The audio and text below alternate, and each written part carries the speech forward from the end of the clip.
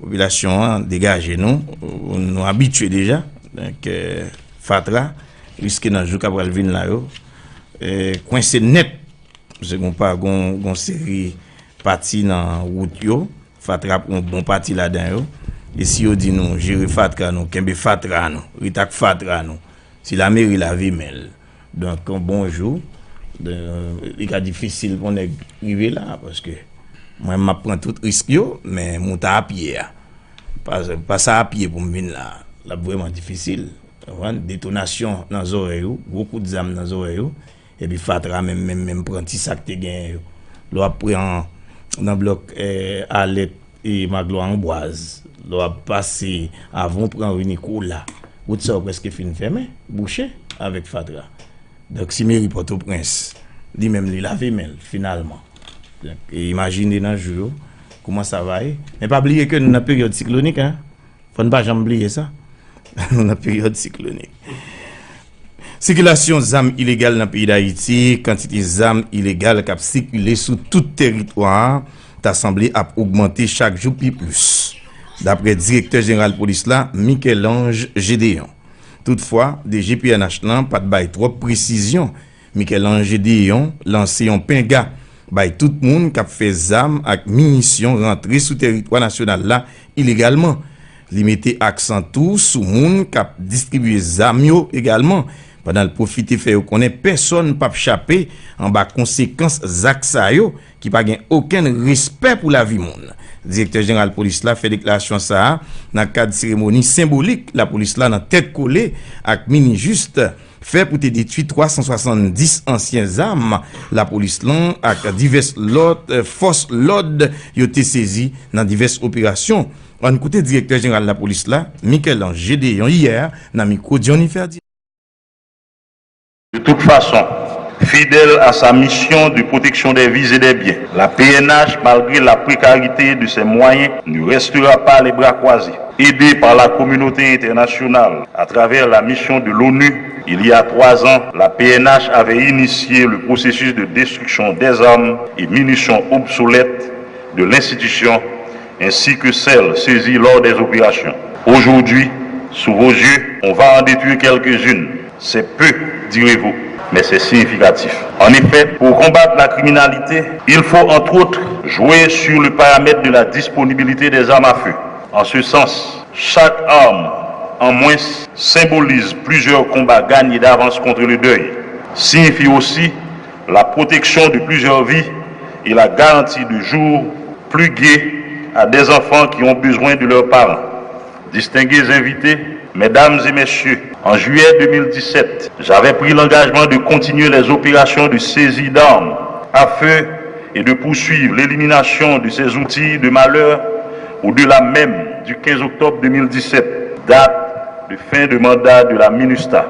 Aujourd'hui, j'aimerais vous dire, en présence de mon homologue de la MINUJUS, que nous avons tenu parole. En effet, notre manque de moyens est compensé en partie par une volonté de faire, appuyée par un patriotisme de tous les instants et une conscience citoyenne éprouvée. Monsieur le commissaire de police de la MINUJUS, merci de votre aide précieuse. La PNH et la MINUJUS organisent ce matin la 4e cérémonie d'élimination des armes à feu obsolètes et celles illégalement saisies lors des opérations de police. Nous avons détruit 385 armes en juillet 2017. Nous allons en détruire aujourd'hui 370. Combien sont rentrés au pays depuis? C'est là le hic. Si le récipient à remplir est trouillé ici et là, la mission devient plus difficile. Le processus de contrôle, de confiscation et d'élimination des armes illégales dans le pays nécessite la franche implication et l'engagement citoyen effectif des autres secteurs concernés, notamment ceux se trouvant à la frontière, dans les ports et aéroports, et surtout ceux et celles qui détiennent une certaine autorité et par conséquent du pouvoir et du devoir de contribuer à protéger le pays et la population. La sécurité d'un pays, c'est l'affaire de tous. La police n'est qu'un palier, un maillon de la chaîne. Rangeons-nous donc tous ensemble autour de notre police pour résoudre la question des armes illégales en circulation dans ce pays. Je souhaite ardemment que chacun joue son rôle avec sérieux et détermination. C'est aussi à ce prix qu'on aura une Haïti, une haute Haïti et une Haïti plus sécurisée.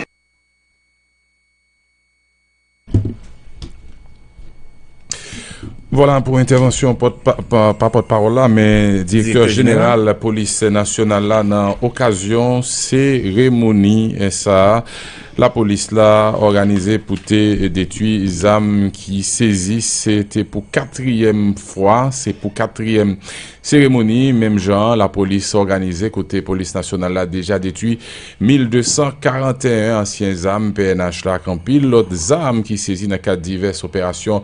Force l'audio, c'est un processus qui entre dans le cadre de collaboration police nationale là, Yoren Paul, d'après chef police mini-juste là, Serge Thériault, qui mettait accent sur l'importance de démarche qui visait d'étudier Zamsa Yogain pour pays, li renouveler l'engagement Nations Unies pour continuer à accompagner la police nationale pays d'Haïti, dans ça qui gagne pour avec bataille pour y réduire violence à quantité d'armes illégales qui circuler sous territoire, chef police mission Nations Unies qui dans le pays à Serge Thériault dans le micro Johnny Ferdinand.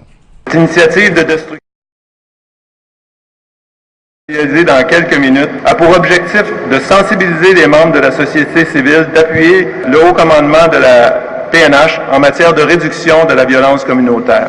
La lutte contre la prolifération des armes illicites est cruciale pour la sécurité des citoyens, pour l'intégrité des institutions nationales et pour la consolidation de la paix.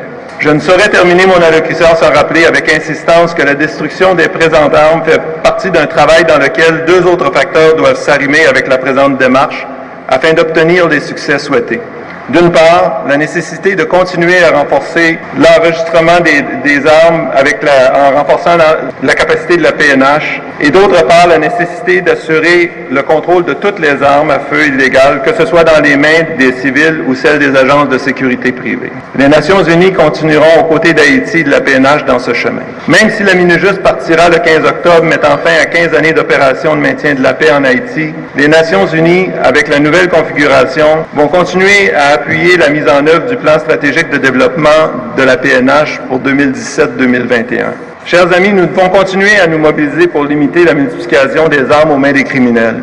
J'ai eu la chance de visiter une institution d'éducation dans la Saline où près de 5000 élèves viennent chercher une éducation à tous les jours pendant la période scolaire. Et je ne peux pas comprendre que ces jeunes-là aient besoin de passer au travers d'une zone de conflit armé pour être capables de venir chercher une éducation. C'est inacceptable et c'est pourquoi nous sommes réunis ici aujourd'hui. Bravo pour cette nouvelle cérémonie de destruction des armes à feu qui permet à Haïti de faire un pas de plus dans la bonne direction en vue d'améliorer la sécurité du pays.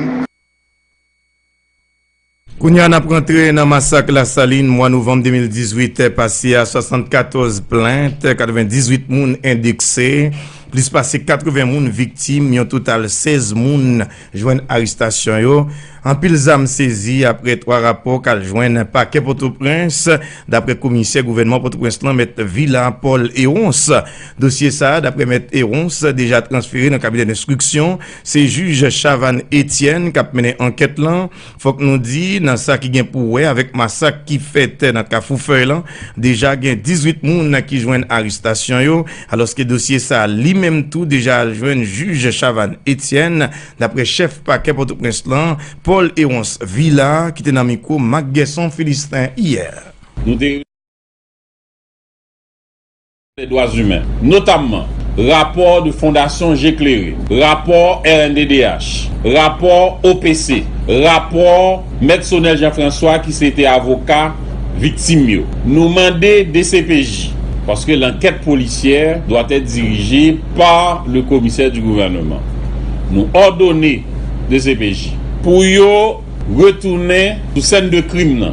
C'est ce qui a été fait. Pour prélever tout indice, toute trace, toute preuve matérielle que rejoignent sous place, parce que dans dimension scientifique et technique, il faut qu'on reconstitue scène de crime pour au moins ou diligenter première partie enquête là. Et c'est ça nous avons fait.